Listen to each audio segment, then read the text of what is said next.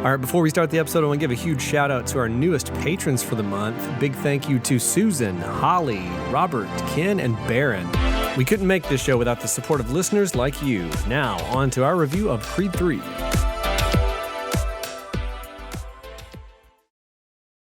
I would never watch this again. Just flat out, okay. Good Lost start. time. I would never watch this again. A repeat of the repeated first himself? line? Yeah. Worst boxing movie, worst Rocky movie, worst Creed movie, not even a movie. Factually incorrect. Verifiably a movie. Statements. Save your time, watch other movies, not even an average movie. Oh my gosh, that was ridiculous. Jeez. Not even a 1-star review on IMDb.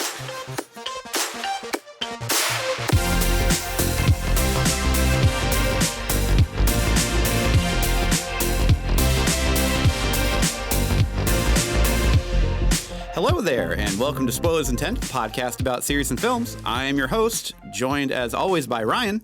I'm Ryan. What's your name? Andrew? There it is. You said I'm your host. I'm your host, Andrew, and joined as always by Steven. Hey there. Can we I call have you a name. Stefan? Is that a thing that can happen now? No. Stefan. No. We're this far into the Right podcast out. that we should probably just change it to Stefan. Yeah, I think that's probably. It sounds more like a film critic to me. I feel like I'm being Stefan. outvoted here. I don't like democracy right now. This is how our bonus episodes goes. We can outvote. You are now Yes. Stefan. You are now Stefan. What? Forday. No, hold on. Fjord, Fjord. is the go-to. Yeah. It's me, Stefan Fjord.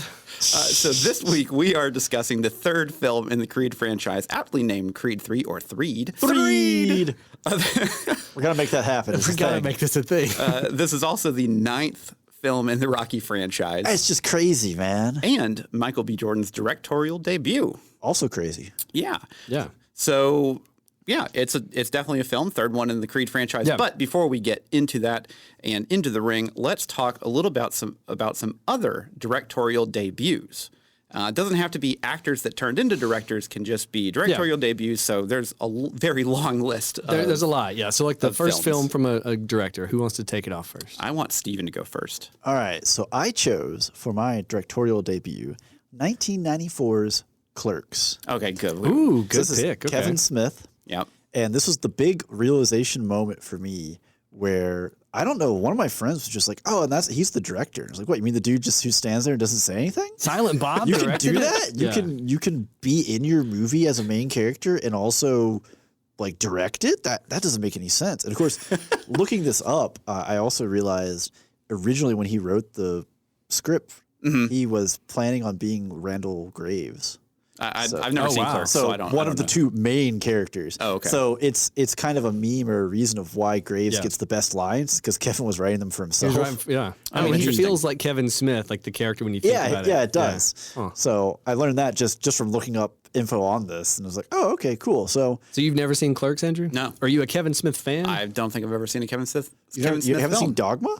Mallrats? No, I have seen Dogma. Mallrats? Okay. Nope, haven't seen Mallrats. Chasing Amy? Nope.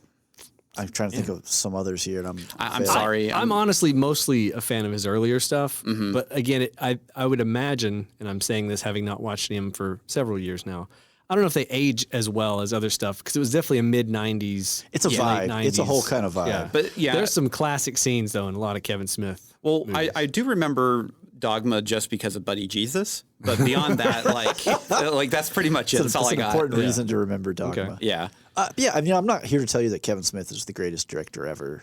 No, but he definitely Clerks hit at the right time. Oh, yeah. it had the right kind of mood and the vibe. So it's literally the two main characters. One runs a convenience store, and his next door neighbor runs a video store. Okay. And So, they Like it's both- the same building, it's the same building. connected. So like, they hate their jobs, they hate their customers. Yeah. Like, and then you have Jay and Silent Bob, who are just drug dealers who hang out on the sidewalk in front of their store. Yeah. And they're just always there. It's almost like a bunch of little vignettes. Yeah. Okay. Is the way it is. And like he shot it on black and white film because it's all he could afford. Like when he was like trying to wow. get this movie going. So it has this weird Just kind of like a vibe. like noir aesthetic, Yeah. but it's a 90s edgy comedy about a gas station and a video store and two drug dealers that stand outside it and like hilarity ensues. And it definitely, I think it resonated for me and all my friends because it was like, it felt different. The comedy felt different than a lot of movies up until that point. Yeah. It was a super different film at the time. And if I remember right,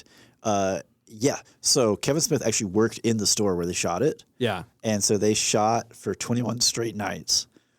So he would clock in at 6 a.m. and finish at 11 p.m. Wow. And then they would shoot until 4 a.m. Yeah. That's incredible. And he'd grab an hour or two sleep and then go back to work. And it definitely like resonates with people that have worked a job like a gas station Yeah. or a video store. Dead end, Anything. yeah. As a clerk, hence the name. Like it definitely like, Okay. yeah. Cool. Yeah. It's good film. We should watch it. Yeah. Good kickoff. All right, Ryan. I want to hear yours. I'm going to go with 1997's Boogie Nights from Paul Thomas Anderson. Okay. Have y'all ever seen Boogie Nights? Nope. I have not. It's really good. So it's set in the 70s, and it's about a porn star played by Mark Wahlberg named Dirk Diggler, Okay. right? Classic name. And- Classic porn star name. This is Yeah. Marky Mark. Yeah. Well, that's his like stage name, but Yeah, it's yeah, got yeah. like Burt Reynolds, Julianne Moore, had John C. Reilly's really good in it. Don Cheadle's amazing in it. Heather Graham's in it. William H. Macy's great. It's Got just a lot of names. yeah, it's basically the sleazy 70s porn scene in a movie, but it's got a very like I don't know, it's a pretty dark movie towards the end because it really gets into like the seedy stuff that happens, but it's Yeah. almost a comedy in a lot of Up scenes. to that point. And yeah. it definitely shows off Paul Thomas Anderson's like eye for really cool shots Mm-hmm. and like I don't know, just the way the camera moves and the way it's edited. Yeah. And I don't know, it's really good. And like What else has he done? so he went on to do like Magnolia. He did More stuff I haven't seen. Punch Drunk Love. Okay. There Will Be Blood. All right. Okay. Oh man, There Will Right. Be Blood is a That's good fantastic film. So it's like any of those movies like There Will Be Blood that's like really intense but really well shot. Like Paul Thomas Anderson definitely started his style here. Yeah. You can see, I mean, Boogie Nights is a very different movie. Yeah. There Just a Will little Be bit. Blood. Yeah. But you can still see some of the hallmarks of what his filmmaking style would be. But it's like, it's a really good movie to be your first movie out because it like got nominated for, it may have won awards. I need to look that up. But it was a really good movie, especially if it's your debut Yeah. film. Like, so coming out of the gate, swinging hard. Yeah, nice. What about you, Andrew? Okay, so I went with the 1997 animated film, we go. not anime. Here we go. There it is. Cats Don't Dance. Oh, that's a great Cats film. Don't Dance. What? I've never heard Wait, of this. what? Oh my gosh. Okay, so Cats Don't Dance. Mark Dindal, Dindal. Bless you. I think it's Dindal. Dindal. Mark 'Cause who knows? Dindal did. This was his directorial debut, and he did other films also known as Emperor's New Groove, Chicken Little, and then he's actually directing the Garfield movie in 2024. Okay, That's so he's coming come out. down a little bit in life. Yeah, well, Well, I mean, for Garfield fans out there, he's moving up, you know? okay, well, so a big franchise. Since Ryan does not know what Cats Don't Dance is, I'm Googling it because I've never heard of this. Danny is a cat leaving his small hometown for the big time in Hollywood. He comes in hoping to sing and dance his way into stardom, not knowing that animals can only be extras. And if he forgets his place, child star Darla Dimple and her musclehead butler Max will have ways of reminding him. And this film, I love this film. It's a great film, actually. And the thing that really sticks out with this film to me is the comedy. It's really sharp. And you can definitely see that in his later film, Emperor's New Groove. Like it really has this smart wit about it. And this was the film that he really kind of honed that in. He was an animator for a lot of other Disney films like Aladdin, Right. Little Mermaid, those kind of things.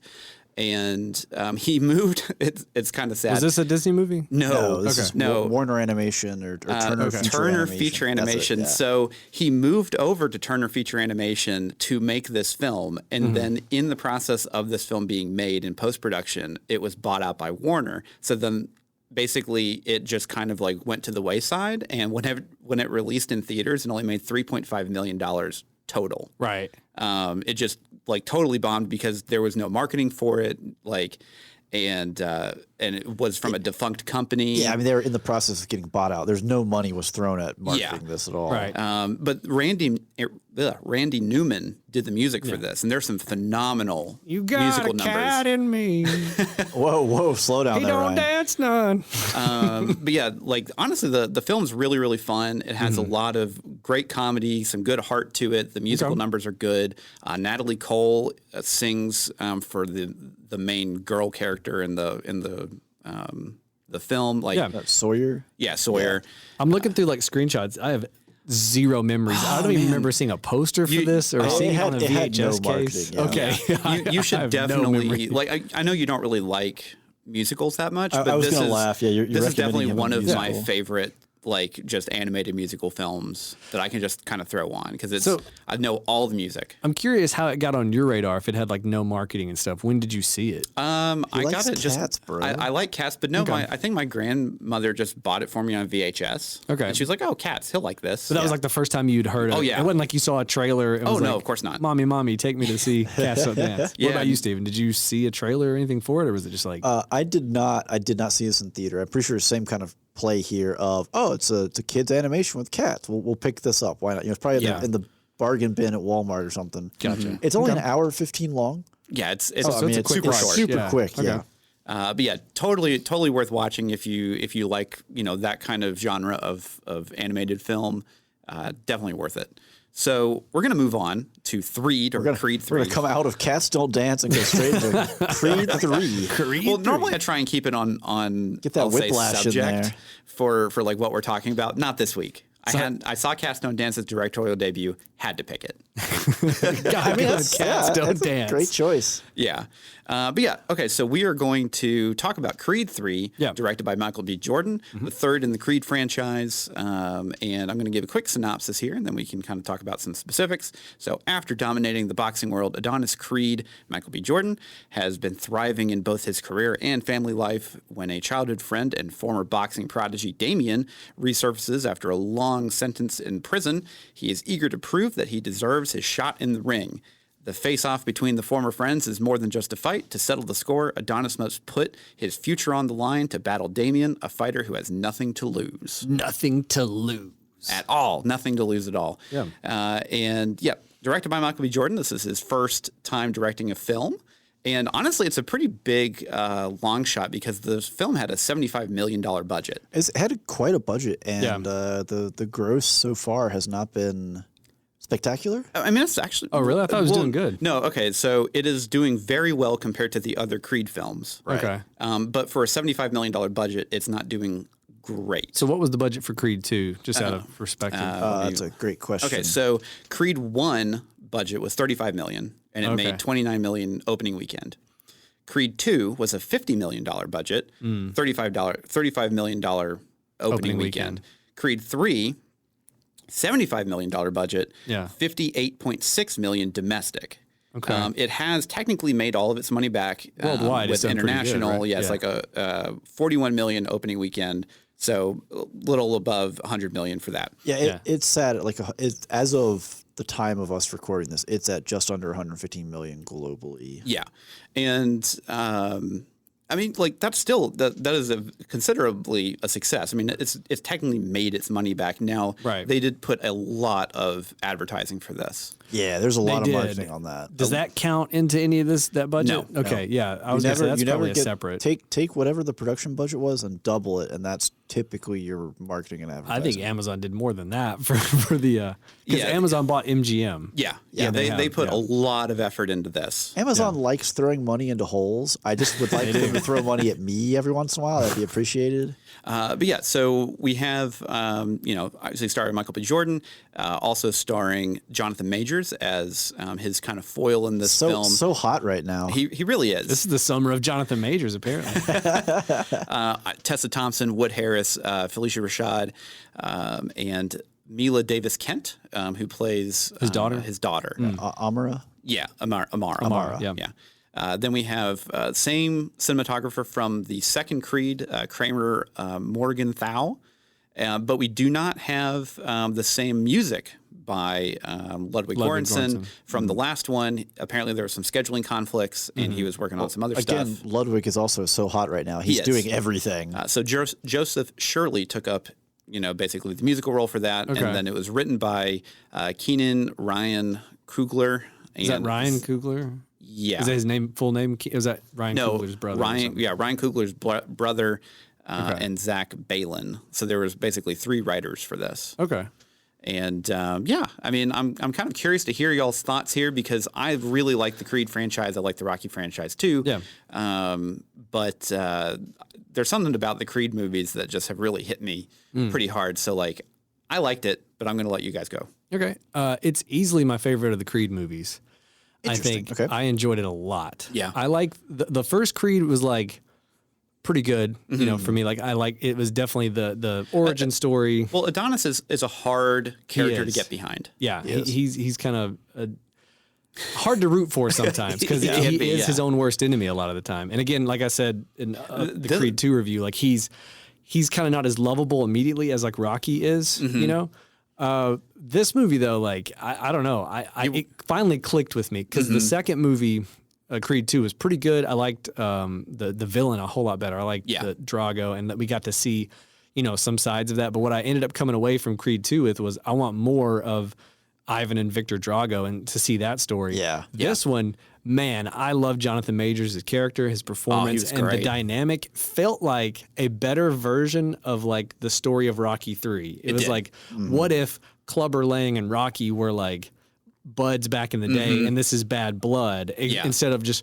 Rocky's famous and now he's having to deal with his stuff. Because I rewatched Rocky 3 after watching this to like just to make sure I have my perspective of everything going on. Yeah, but yeah, with this, like I thought a lot of the performances were really good. I think Jonathan Majors steals the show for sure to me. And then I liked, I saw it in IMAX, and all the fight scenes were filmed in IMAX. Phenomenal. I loved what they did with the fight scenes. With the exception of the last one, I wish it would have gone a little bit longer. It almost felt truncated a little bit. Like, I could have. Can't get too deep into it, but we'll get there eventually. Well, I'll say spoiler free that I was enjoying it so much I wanted it to keep going, and it didn't. And I was like, oh man. Well, kind of on that, I would definitely say that they spend a whole lot of time building up the relationship between Adonis Creed and Damien enough to where when they do have their basically final bout at the end of the film, it means a whole lot emotionally to where, because it's a Creed film. Like, you know what's going to happen. Right. It's one of those things where, like, I don't want to say too much to spoil. I don't want to spoil it. There's a certain path that these movies can take. Yeah. They're going to do it. It's how they get there and what they do along the way. And how they pull on the heartstrings to really give you emotional investment in it. Yeah. Yeah. Steven? So I got to say, Adonis as a father and the interactions there, right?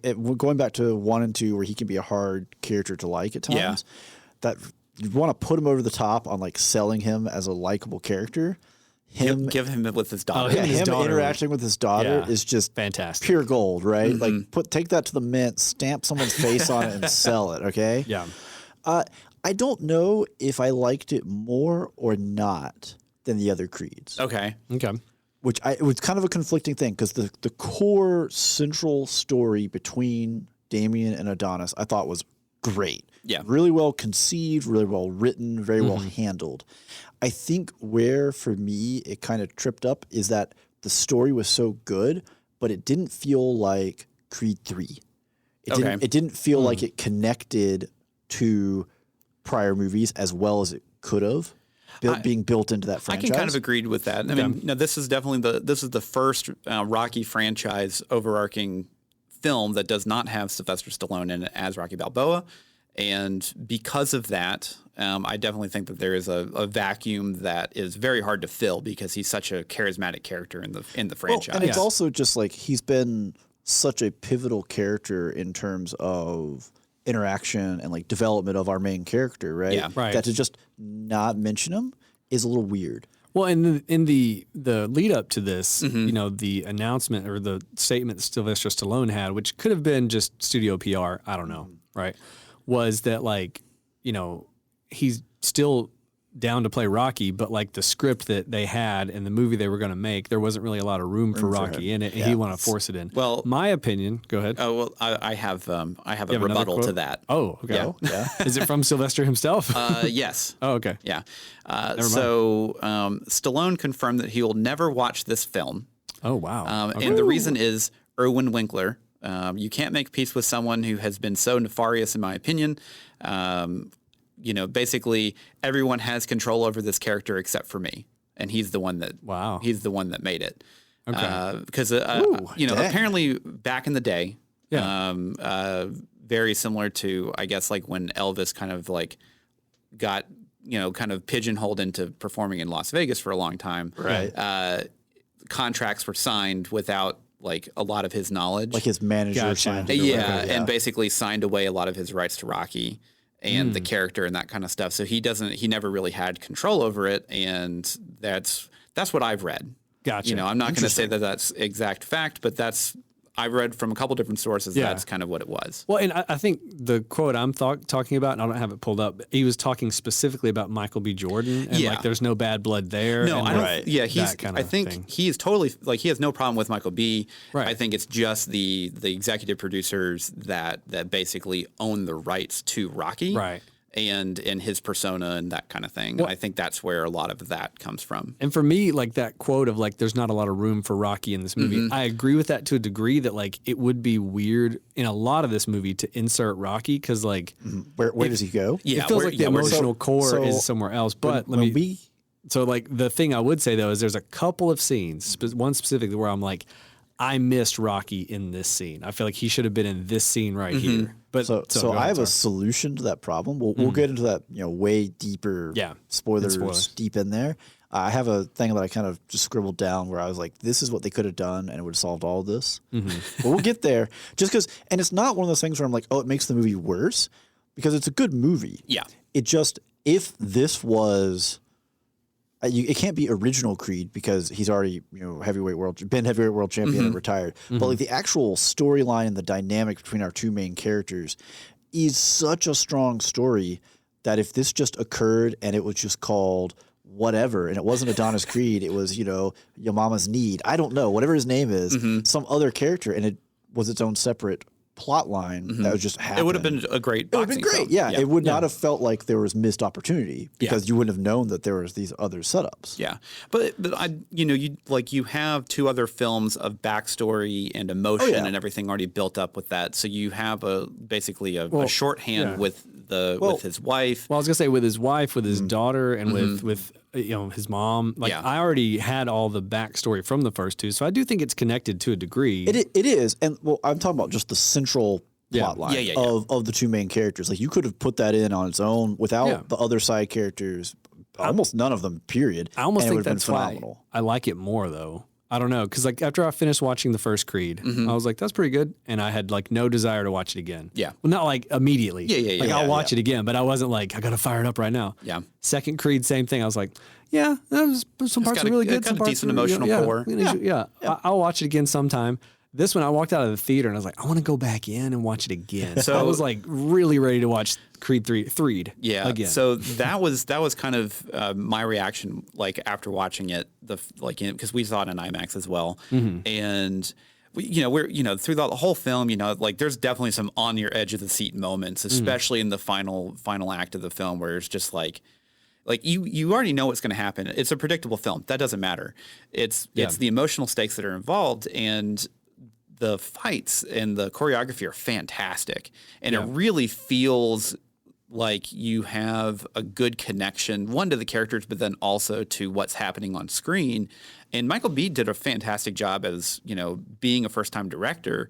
Now, you can definitely see there's some rough around the edges kind of concepts, I think. There's some growing pains here. And now I know we shared within our chat a specific article of things that could have happened, and we were all like, woo, I'm glad that they didn't go that far. Yeah, and there's a couple things that happen throughout the film that maybe don't have the right pace that I would have wanted for I'll say closure for certain things here and there. Yeah. But overall, I mean, I think this is probably my favorite out of the three. Okay. I concur with that. Because the first one has some fantastic one shot cinematography, but there isn't a big emotional core unless you're a really big Rocky fan. The second one has a good emotional core, but it's a lot slower and it's much more of a slow build. This one kind of has the best of both worlds, I think. I would agree with that. That in terms of how they handled the. So my complaint really isn't that they didn't give me emotions to pay off. It was that they had a couple of checks that were already floating out there that they could have cashed for easy money. Yeah. And they didn't. And I was like, man, if y'all had cashed in these couple of pieces, this could have really ratcheted. Like we could have gone from the 8 to the 9, et cetera, right? Yeah, and the other thing too is I'll say training montages are a staple, one of the Rocky franchise, but then definitely of sports films in general. You have to have training montage, just what it is. Yeah. I think that this training montage for this film is probably one of the best in the franchise out of all 9 films. I don't know if I'd go that far. I don't know if I'd go that far. It was pretty good. It was so hype. I wanted to run through a brick wall. Really? Yeah. Oh, See, I didn't get that. I liked it. I thought it was pretty good, but it didn't like. Well, I can't tell you why I liked it until we get into the spoiler wall because there are some plot points that happen with tie with it. Yeah. Okay. So for me, the training montage, I think it was a really good, plot, like a good story piece. It didn't hit me in the way where it was like I was ready to like go. Yeah. Where like a Rocky IV training, like that kind of montage hits. Well, and I you're don't Can't ready beat to just Hearts on Fire. go out there boys, and I'm fight sorry. some bears or something, right? Like Yeah. I don't think you're ever going to beat Rocky IV or the first Rocky for training montage. the first one's one's really good, too. Yeah. But I mean, definitely out of all 3 Creed films, this is definitely the best one, I think. I think for the Creed films, absolutely. Yeah, I think that's a safe bet. Yeah, I feel like once you say in the franchise, you're in I dangerous. said one of the best. I You're in didn't say dangerous. the You're in best. dangerous territory. Just letting you know. All right. So, would you recommend this movie to people to watch? Yeah. I mean, I mean, that's the thing though, is you have to watch 2 other films to see this film. Sure.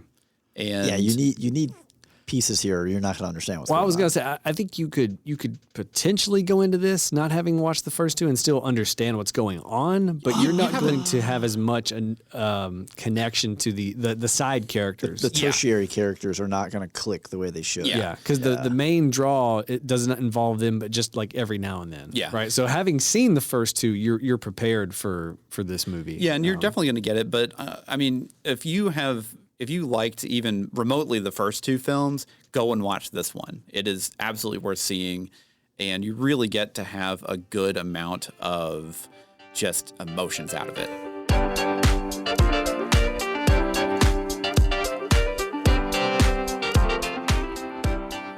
Guys, we got to talk about our Patreon picks poll.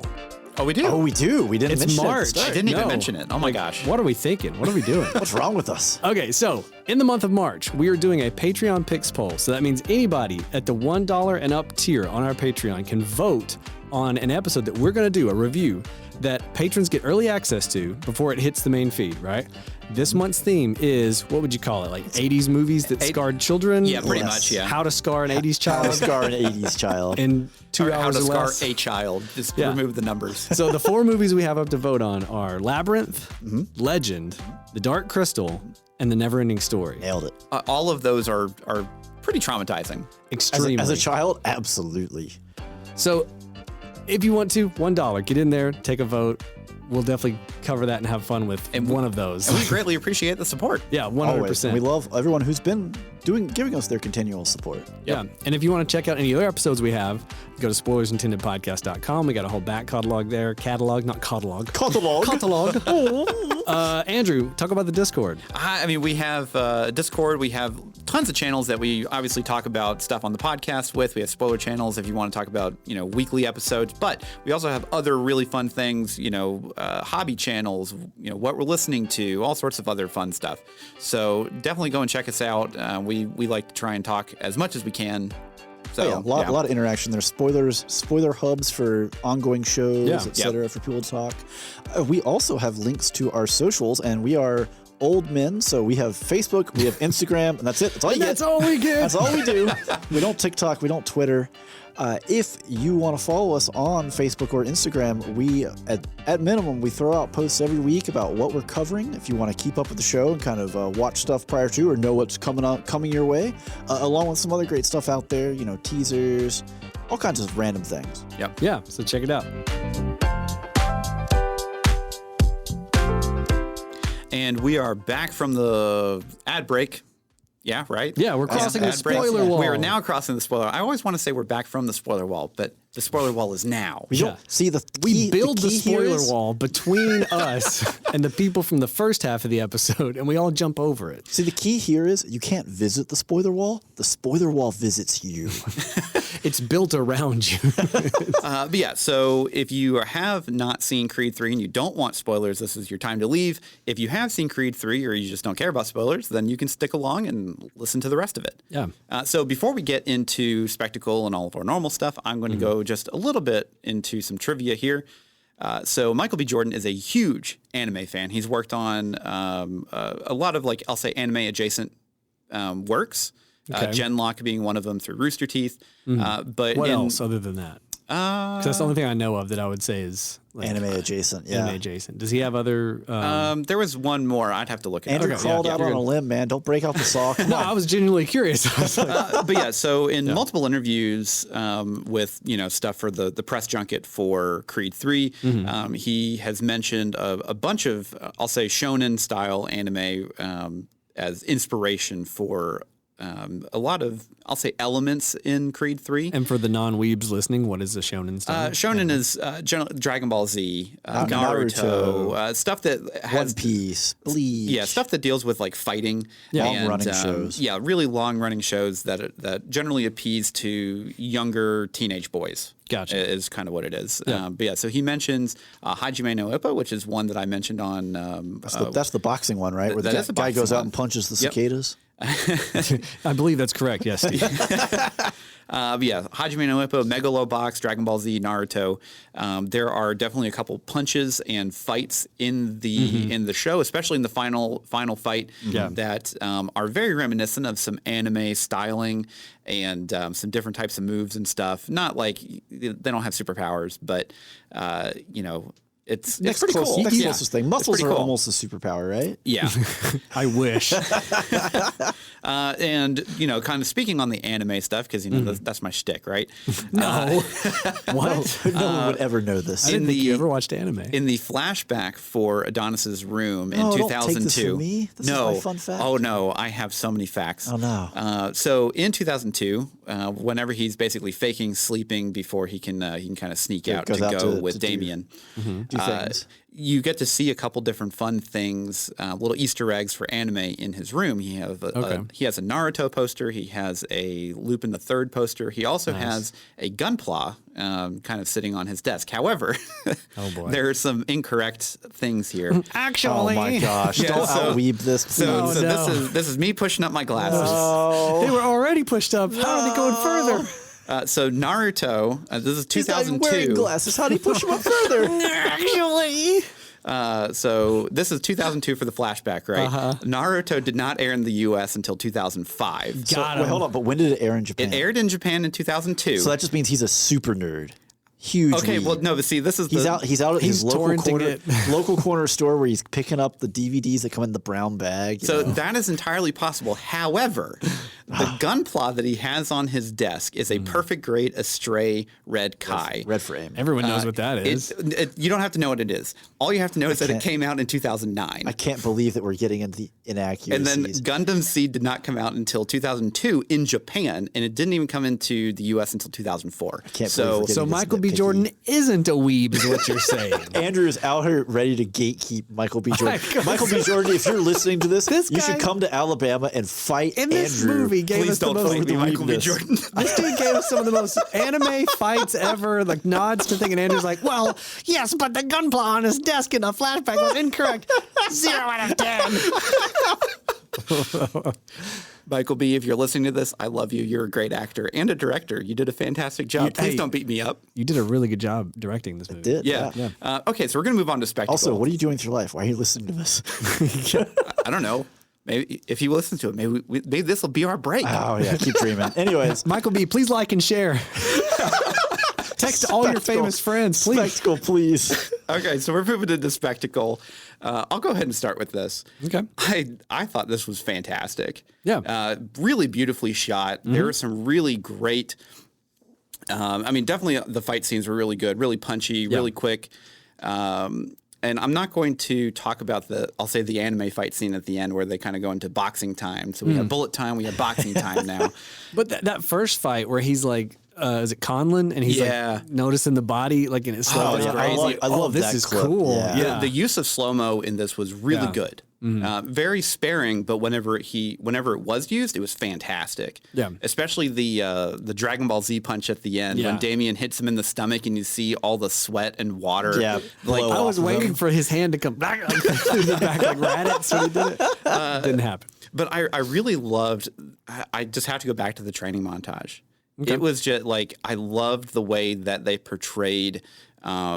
a lot of the emotions, not through talking or anything like that. Like I thought he did a really good job at kind of portraying a lot of that just through composition and stuff. You did get whenever he was finishing the montage at the end, and he's triumphant. He's up on the ridge looking over L.A. Yeah. You get basically the dichotomy with him and Rocky. the original Rocky. Right, yep. I love that. That was a great addition. Yeah.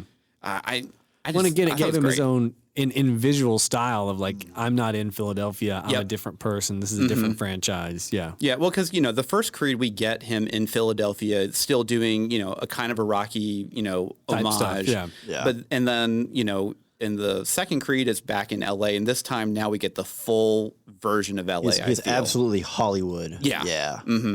Yeah, what did you guys think?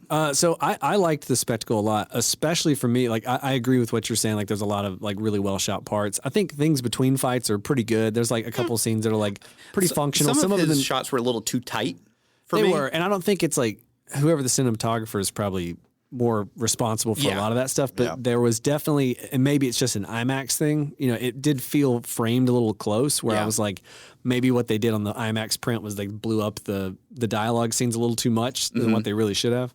But yeah, for me, the fights are what stood out. Like Yeah. I really liked that they shot it in IMAX. I liked that it took up the whole screen, and I really liked the last fight, the final fight when they get into like the visuals start changing, the crowd drops out, and Yeah, like, the boxing time. the jail cell like The boxing drops zone. in. I was like, oh whoa, because that's something we've never seen in like any other Rocky or Creed movie. Is like in the 'cause- fight they do like something to that level. Well, and it's a very anime style absolutely, yeah. of kind of conflict, because a lot of times, like especially like in boxing anime or sports anime, you really have this kind of like zone in on just the two characters and kind of like what their thoughts are and everything. And I'm really glad that he decided to remove.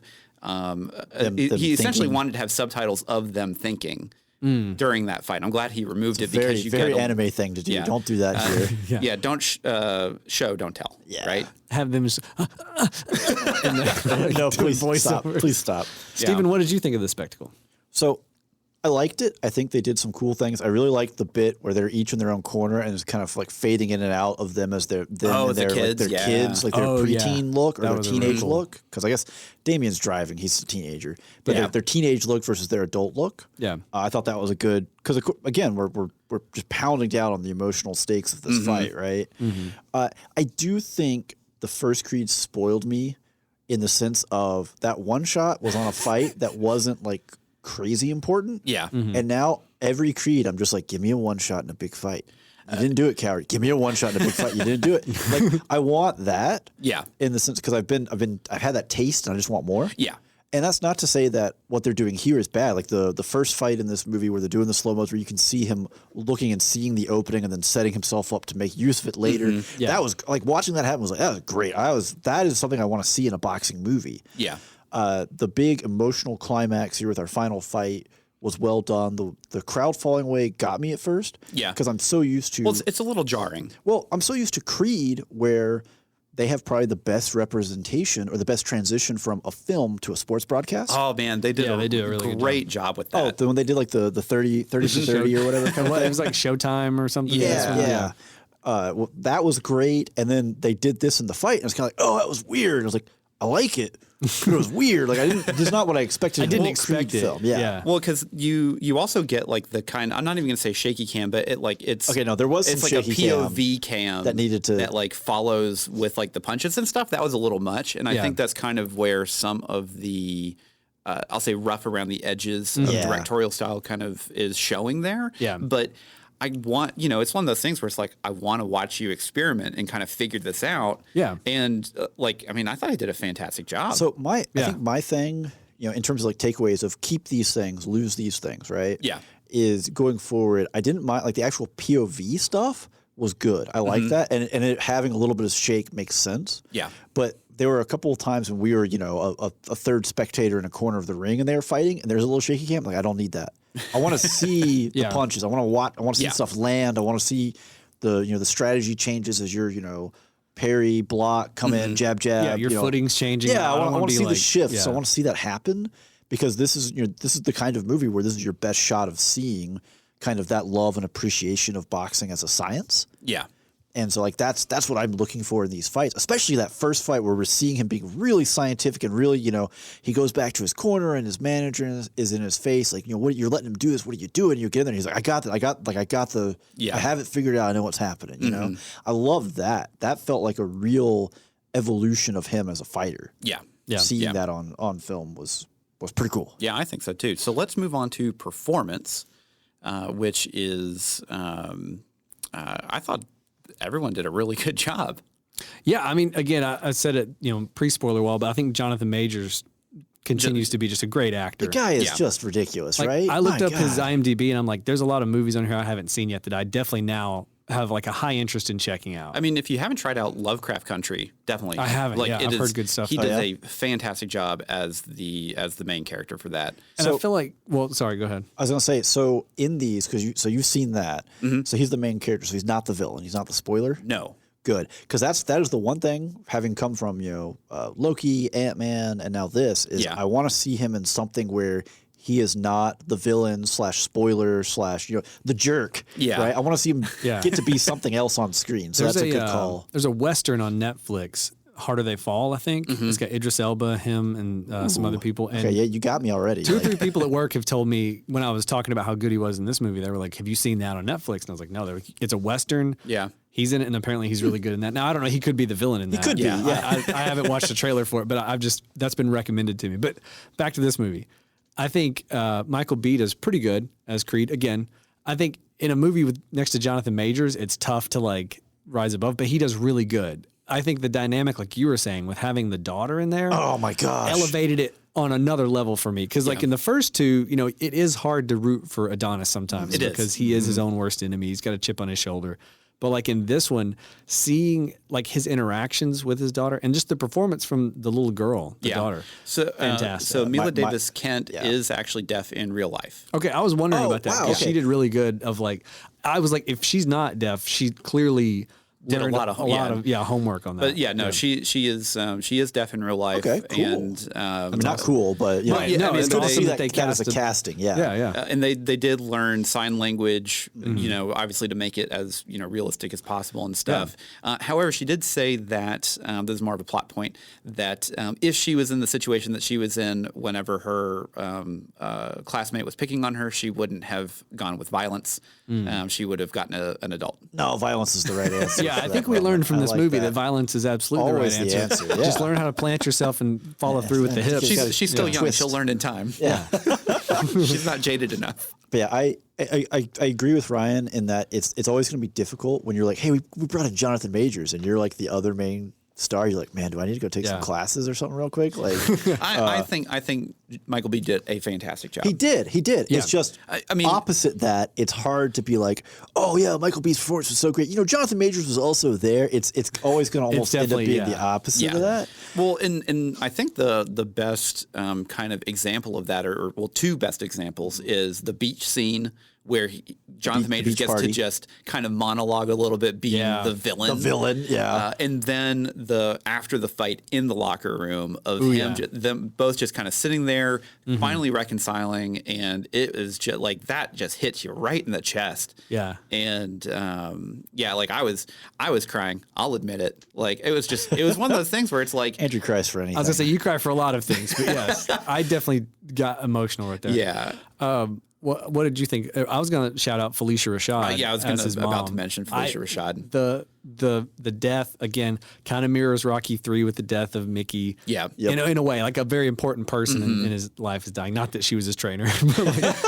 And when it started and she's having that thing, when she slips and calls him Apollo, it was like, oh, yeah. It hit hard. That scene hit. Oh. So she did a fantastic job. I think that was one of my kind of knocks. Not that scene, but it just felt a little bit too abrupt. Even though they did mention the stroke kind of earlier on in the film, it would have been better if they had set some of that up in Creed 2. I think. Yeah, just to give a little bit more oomph to it. But I mean, it was still a phenomenal scene. Watching a beloved character pass away is really, really sad, especially in that way. But well, and the impact it has on our main character. Adonis. Well, because at this point he is at his lowest low. Well, and Yeah. we've already had kind of the reveal where, she made the decision she made to protect him, Yeah. that she viewed as his best interest, and the ramifications and repercussions of that are hitting now. But I also, so I think this right here is where we benefit from Stallone not being in the film because we get more, I think Tessa Thompson gets more to work with here. Yeah. We get way more from her, which isn't a knock on her as an actress. It's just in the first two, she was always just a tertiary character. a character in a wide orbit here, never She was a almost central piece. there in a lot of ways to support the story of Adonis, not have Right. her own arc Yeah. necessarily. Or just Yeah. even be her own, because like her interactions with Damien, like at the party and stuff, were great. Those were really good. I got a shout out though, going right back to Mila Davis Kent. Yeah. I thought her and Michael B. as Adonis, their interactions were absolutely stellar, and they were Yeah. absolutely the kind of thing that we need to be able to root for Adonis as a character. Yeah. To like really finally sit down and say, I want to support this guy, right? I want him to succeed. And I think not knowing that they actually had cast an actress who's deaf. yeah. I think the way they handled the sign language and straight up subtitles, there was no. The subtitling was fantastic. Yeah, I was thought great, that was yeah. a great call. It was a great way to handle it, and it worked very well. And also, it let us have kind of quiet moments, even if the moment itself isn't quiet. Yeah. It became its own kind of emotional, quiet moment between the two of them because there's just no dialogue happening. It It's almost- just well, them working. yeah, It makes whenever- you pay attention more. Yeah. Almost dial in. Yeah. Well, definitely whenever, she's learning how to punch the right way Oh, the first yeah, time. yeah. Really good. I also have to shout out Wood Harris. He's the Duke? trainer. Yeah. Duke? Yeah. I loved him since Yeah. The first Creed. Remember the Titans. Oh, Thank yeah. you very much. I forgot he was in that. Who is he in? He was Julius. Oh, wow. Okay, yeah. All right. That's how I know him from. And all right. but he did a great job, being the I'll say the devil's advocate for like, hey man, we don't need to be using Dame as a trainer, Yeah. or a sparring partner yeah. for. Well, but he's the voice of logic here. yeah, right? he is. And Whereas Adonis is operating on all the past decision, the guilt and whatnot. Yeah. Yeah. Well, yeah, and we'll get to that in plot. Here in just a minute. But yeah, so let's move on to some score. Score. And yeah, I mean, I thought the score was fine for the most part. So this is, I think a lot of the songs were a little bit too explicit. Yeah. There's a lot of N-bombs in There are. like two or three different songs in there, which I think is kind of a barrier of entry for a lot of people. And remind me, with Creed 2 and 1, they didn't really have a ton of explicit songs, did they? No, not I really. mean, They maybe had one. Even Right. Bianca, Tessa Thompson's Yeah. character, even her her songs that were performed in those were not. I don't think they were Yeah, ever really. yeah. And I had that thought when I was watching the movie, but I thought maybe I'm just misremembering the first two, but because I couldn't remember, but I didn't think they had as many explicit songs. But yeah, it was definitely one of those where, like, I mean, I don't, I'll listen to explicit songs all day, but Sure. Andrew it likes was it when it's explicit. there were just a couple, like, it was like, wow, this is really explicit. And It's it kinda just- out of place for Yeah, me. and it felt a little out of place. But I'll definitely say the montage song again. I'm going to harp on it again. It was great. No, I went back and listened to the soundtrack earlier today just to get it in my head because I will say there wasn't a lot in here that like stuck with me. But pulling up the soundtrack, I knew I was like, well, I want to hear the montage again. And the finale song. I was gonna say the whenever finale he song. like gets up. Yeah. And you like the So like that- Yeah. That track and the montage are similar. They have some Yeah. of the same musical cues in them, and those to me stood out way above everything else. They Everything did, else yeah. was almost just like set dressing to me. Like it Yeah. worked, it fit the mood. That's cool. it was but just like part of the scene. yeah, like when those songs hit, it was like, oh man, yeah, like, let's Like, go. this is it. Yeah, Yeah, we never really got a lot of kind of what I would call like their classic Rocky.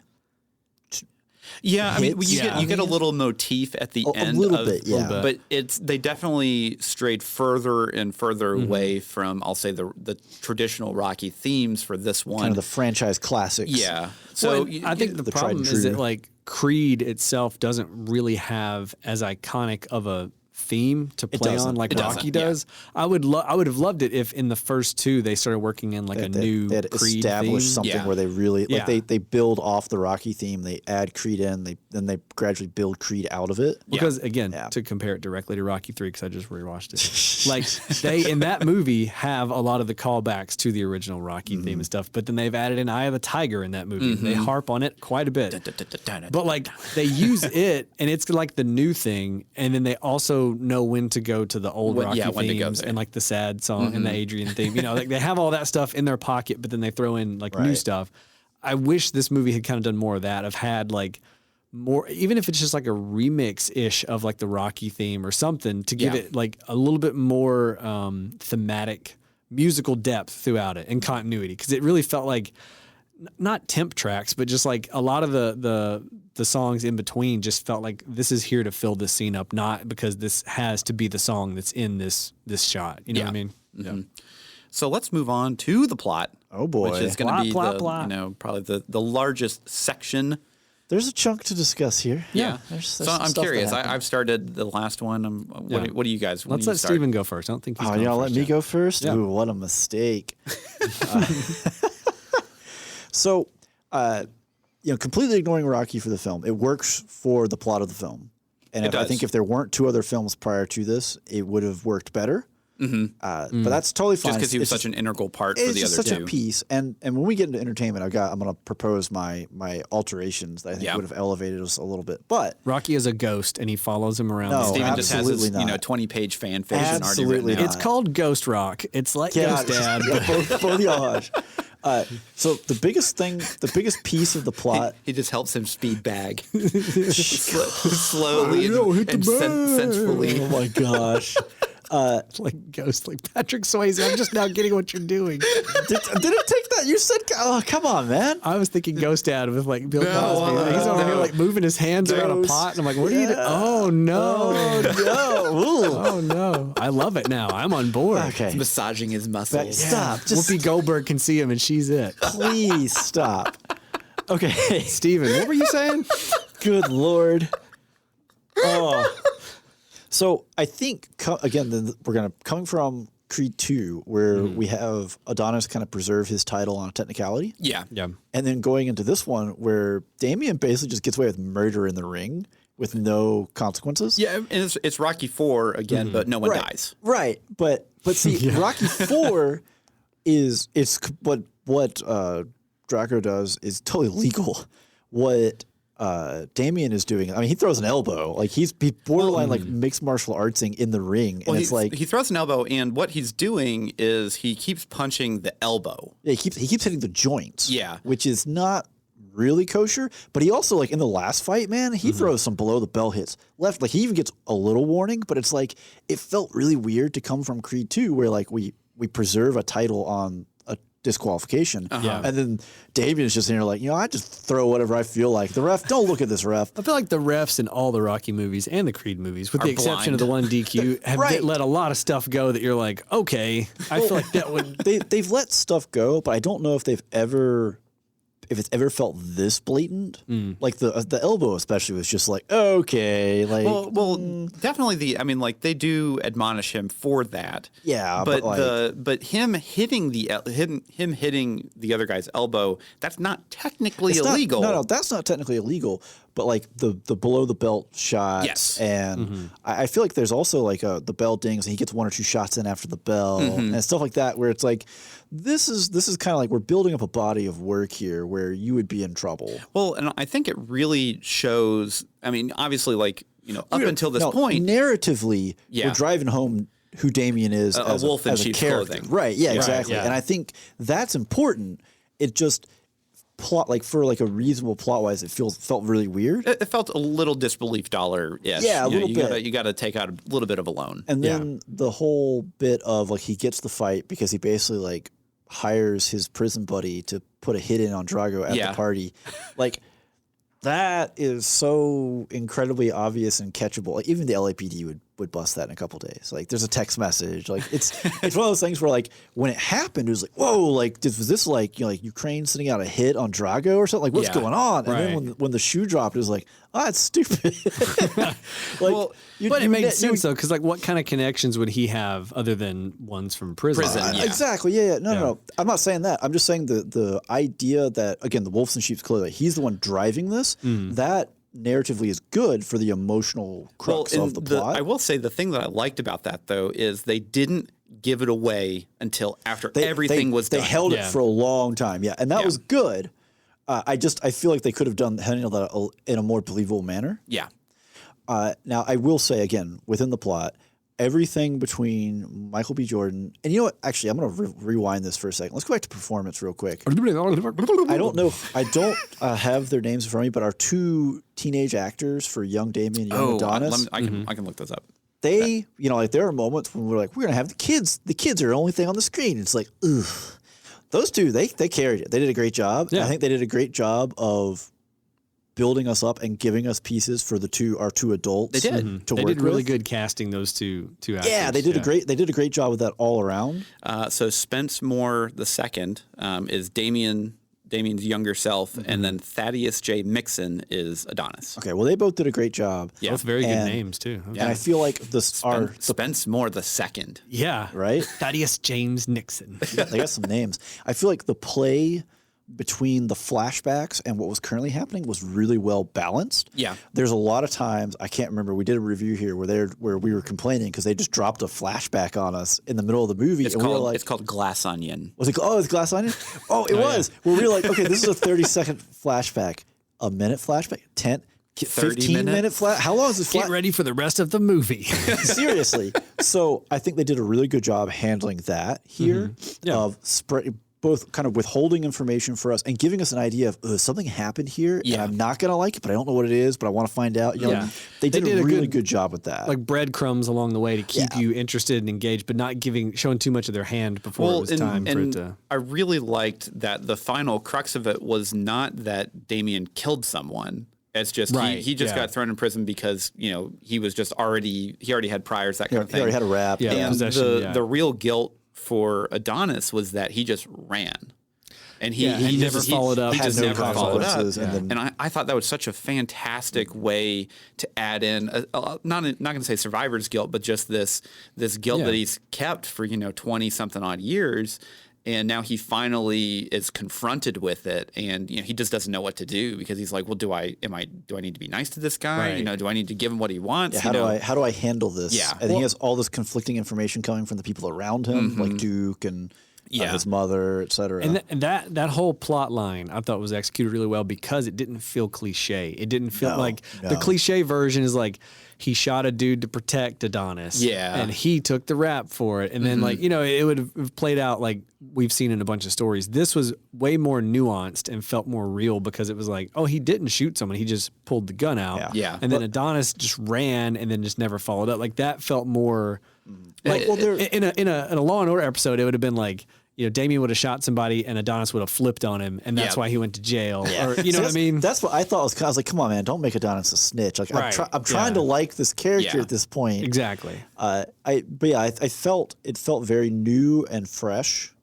and also for definitely a formula of a sports film that you're just used to seeing, and we know how it's going to end. He's going to win. We know how this works, right? But like the actual. That plot between the two main characters felt new, it felt fresh, it felt real, especially in the sense of kind of them, not just the conflict between them, but also the conflict between themselves and their past selves. Right? They're forgiving themselves for, like, at the end of the movie, they're saying, we were just kids. Yeah, like that was like you can't carry 20 years for being a dumb kid who ran away, or for being a dumb kid who reacted when he ran into the dude who used to beat him as a kid. You know what I mean? Like that felt really good. I like that was really well done. Well, in the go ahead, Ryan. I was gonna say the one plot point that I really, really enjoyed was the after the final fight scene where he went in there and they had kind of the heart to heart and kind of like resolved it. You never get that in a Rocky movie. You never get that kind of catharsis almost ever after a fight. It's always like,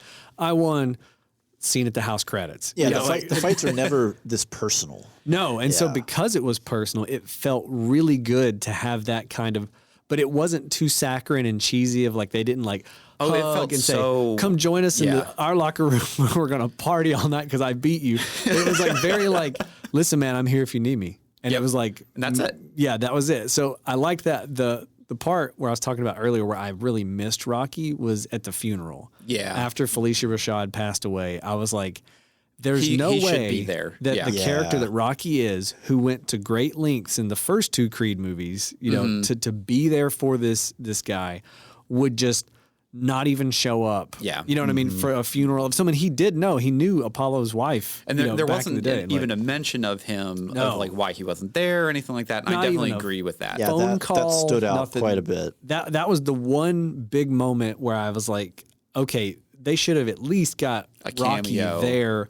But then Like even cliche back, you know, standing stand leaning next against to- the tree. Yeah, leaning against the tree with the hat, the and hat, then you don't yeah. even have to see his face. But it does raise the question though, because like I do kind of feel like if you have Rocky in the movie and he's just in like one tiny scene as a cameo, that almost feels worse. I'm telling you, I have a solution for all these problems. Okay, well I just want to say mine. Oh, yeah. That was Just- my point. Was just like I felt like that's the one scene where I missed Rocky. It was like it feels weird that he's not a part of this moment. Yeah. Other parts, I think he could have gotten in the way. What was he going to do? Give Adonis like advice on how to patch up things with old friends? You know, Paulie one time. You know, like I guess he could, that would have been weird and felt like it would have yeah. taken time away from other stuff. But yeah, okay. So Steven, what are your solutions? Oh no! I feel like it's more of an entertainment thing, honestly. Okay, okay. we we'll can wait move for into it. entertainment. I All mean, right. Have you gotten enough? well, to I say mean, here? Come on. I've pretty much covered everything that you guys have covered. I Yeah. think. I mean, Okay, we're just gonna kick this off with me, fan fiction. yeah, go. Here we go, entertainment. Give us the fan fiction. All right.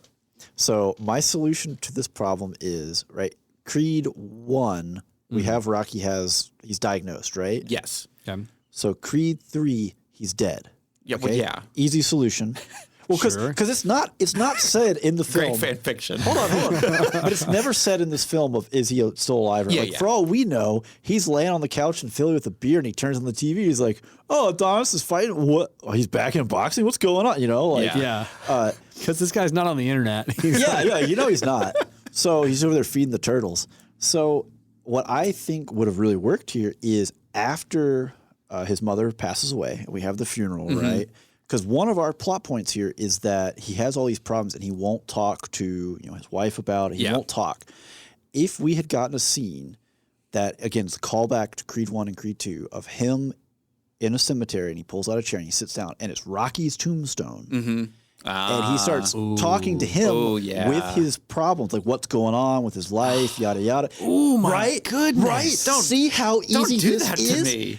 And he sits there and he kind of plays this out. And this is his moment to be it's Michael B's moment to be on screen himself, dominate this scene. Yeah, this is his scene. And the whole play film. play out some of his problems, his fears, what's going on in his life. It helps the audience. It connects us back to the other films, right? And like you get this moment for him to really be there in the scene. Give me some tears, give me whatever, and then he can come back and he's put some of his Stuff on the shelf. Stuff on the shelf now. It's talked through once. He comes back. Yeah. His Yeah. wife confronts him like Hey, like do what you got to you do. got to be talking about it. And then maybe that's the scene where she says that, where he's talking to her. He's able to bring out some, and that's why he's bringing some of it out. Yeah. See. Okay. Because then Wow, yeah. you have a perfect callback to the mentor. You put that storyline to bed. We don't have to wonder why Rocky isn't here or anything, and he doesn't have to be in the film. It's just a Right. brick in the dirt with his name on it, right? Yeah. Like easy, boom, done. I wonder if, like, behind the scenes, if Sylvester Stallone was fighting not to have Rocky killed off in this script. possible. Or if I mean, you just don't Yeah. know what the production stuff is. For all we know, Stallone was like, "Oh yeah, you can use my name," and the producers were like, "We have other plans for Rocky. He's not dying here." You just don't know. Yeah, that's, be, that's the thing. If he 'cause, doesn't have control, you just don't know. Hollywood's going to Hollywood at the end of the day, and But I agree, that would have been a perfect that solution. would- would have been great. Like I had that thought because I knew Stallone wasn't in the film, and I Yeah. had kind of in the back of my head of what if they pulled this razzle dazzle on us? Like if they dropped on me, I don't know. Maybe I like have a tear or two here, right? Like, Yeah. And it didn't happen. I was kind of like, man, I wish I hadn't thought about that because I would have enjoyed more. I would instead of waiting to see if that happened, I would have enjoyed more of what was going on. yeah, Yeah. yeah. So, wow. Going from that to what my entertainment point was is a whole different thing. So I really loved one of my favorite sports tropes is you have the initial bad guy / foe. Yeah. And then they become a friend. Right. And then they become Vegeta? Is that you? then they help you. Yeah. And having Drago come back in to help Oh, train yeah. Michael B. Oh, yeah, that felt was good. great. Oh, it felt so good. Well, also their good. interactions where like Adonis isn't really keeping up with him, and he gets that big big like hit pushing, on yeah. him, and he's like, "Hey, if you're not," he's like, "No, we're still fighting." Yeah. Well, and I love that, at the end of the montage, they both take off their headgear and they're like, no, we're going to do this for real now. Yeah. It's like it's heating up. Yeah. And again, not to keep comparing it to Rocky 3, but I just watched it. Like when him and Apollo are training and Apollo comes back in, it's very similar in that like Rocky's not giving it his all, and Apollo's like, "Come on, man!" And this one, Drago's like, "What are you doing, dude? Come on!" Like, It's like, I know you're better than this. yeah, you're the guy that beat me. What Yeah. are you doing? Yeah, so I also love that trope. Yeah, it's one of my favorite just like sports tropes. Yeah. Just because you get like the rival energy still, because you know, at the end of the day, and this actually happens a lot, like just in like competitive games and stuff like that, is whenever you are playing at a higher level and you play against someone and you play against them again, you even if you are always fighting each other, you build up this level of camaraderie. And there's some sportsmanship. There's some shared connection. Yeah, at some there point really that is. happens. And because you have that, you have this connection with only that person, because you remember all those times and those games that you played or those matches that you fought in that only you two can understand what happened then. Yeah. And when you have that and you bring that into a story, it really amps up a lot of those emotions. And that's just fantastic. Yeah, for me, it's always I just love seeing like someone like Drago be friends with Creed, because it's Yeah. like you just never would have thought that like your dad killed my dad. Yeah. You want to get some drinks at this party, or like Yeah. I don't know. So not to repeat myself, I liked the movie. I think it definitely has flaws. There's moments of it that don't hold up, but I overall really enjoyed it, and it's my favorite of the 3 Creed movies. Right. Yeah. So my big thing here is I don't want to say that these are flaws, right? I just want to say that I feel like there was money out there they could have cashed in that they didn't. That he didn't. Yeah. Yeah. Like emotionally speaking, right? Yeah. Another piece that I really wanted to see, and that again I thought we were going to get because they kept harping on him with his daughter, right? The whole timing control thing. And then when he reaches this final fight, like they kind of built him up of like, you got to go in there, you got to be ferocious and vicious and no fear. And then he's getting knocked down. And that fight like went a little fast for me in the sense that we did like the first couple rounds and then it was round 12. And then it's like, yeah. Also, they didn't look very beat up at the end of it, like they have in every other Rocky and Creed movie Rocky ever. They looks get like to he the fought a end. wood chipper half the time. Yeah, they looked like they fought 3 rounds at the end. I was like, wait, what? And it was like Yeah. at the end, I was like, Yeah. hold on. There shouldn't they be like their eyes are like welded shut? And like, But yeah, I really wanted, not that I like the practicality of it. I don't know if it would have worked, and it would have been an incredible sports cliche, right? But I really wanted him, like midway, 6th, 7th, 8th round. He goes down. We have the moment we get in the 12th round. Yep, and he's looking around, and his daughter signs at him, timing and control, and that's the click moment of Ooh, I that'd need to been win this good. fight as myself, not as becoming another Damien. Yeah. I need to be Yeah. who I am and true to myself. And he goes back to the corner. It's like the first fight where Duke's in his face. He's like, no, I got this. I got this. And then we get a more solving the puzzle, solving the solution. Yeah. And Damien gets confused because he's used to aggressive, yeah. right Well, in your face, in your front, not this other style. I've pushed this guy's buttons. I've got him to come yeah, out. And like I've got him playing my game, and I'm gonna win. It's the whole pigs thing. You get down the mud with the pigs. Well, they're gonna win because they like it, right? It would have been You great know? too if he's like sitting in the corner, like not even knocked down, and he just like they're giving him the water, and he just looks over, and the daughter's like signing it at him. Yeah, like the And he's frantic like- signing, Yeah. and it's just like the click moment. Because again, we have that really good relationship to play on. Yeah. Yeah. And we've had these kind of builds up where he's like we've seen him using, we've seen him teaching at these kinds of things. I honestly thought we were gonna have that hit back. Man. This Do I- fanfic's yeah, really good. do I like fan fiction? Listen, if it involves visiting a Rocky tombstone and his daughter signing from the crowd, I'm on board. This is great stuff. Let's do it. Yeah. But yeah, so great film. I think it was totally worthwhile to see in theaters if you can go see it. Yeah, absolutely. And if not, wait for it to come out on streaming. Still definitely worth watching. Oh yeah, I'm sure it'll be on Amazon pretty quick because Yeah. they spent a lot of money. They sure did. promoting I this mean, movie. overall, great film, right? Mm-hmm. And I lost the train of thought I had there. I had a good last piece to give you, and I just kind of messed it up there. That's not great. Well, it's all good. Yeah. So as we're winding down, if you kind of think about it while we're I'm talking about our bit for Patreon picks. Patreon picks. 80s movies that scarred children. Yes. Andrew, what are the 4 movies? So we have Legend, Dark Crystal, Neverending Story, and what was the other one? Labyrinth. That's what it is. Yeah. We got David Bowie in it. Yeah. Have you seen all of these movies? I have not seen the Dark Crystal or Legend.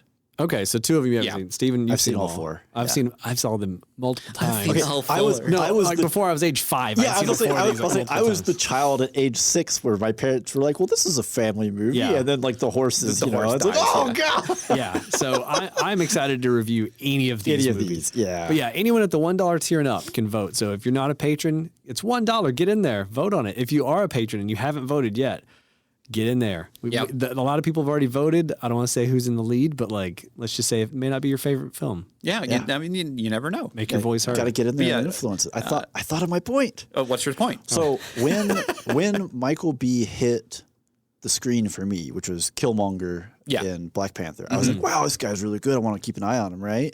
And now that he's hit the moment as a director, it's like, this is good. This is a really, like, if this is your debut, we're starting at a strong point. I want to see this continue. Keep an eye on I want to see this build up, right? That was it. Okay. That's a good point. Yeah.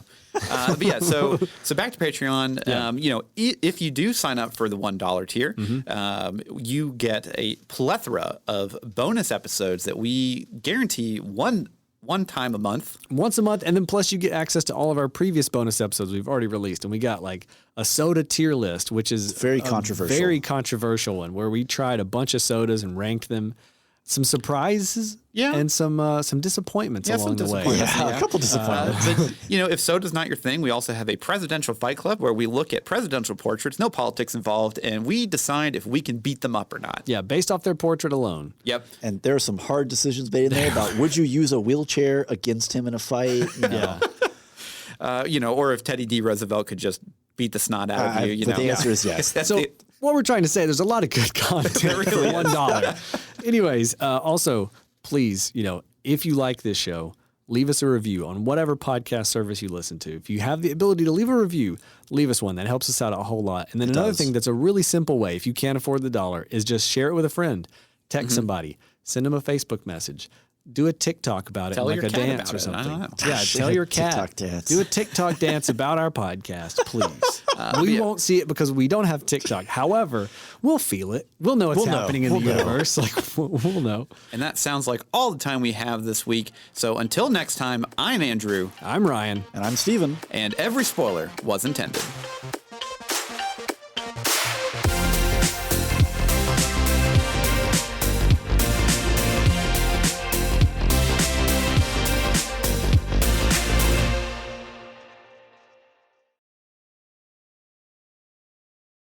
And that sounds like all the time we've got. So until next week.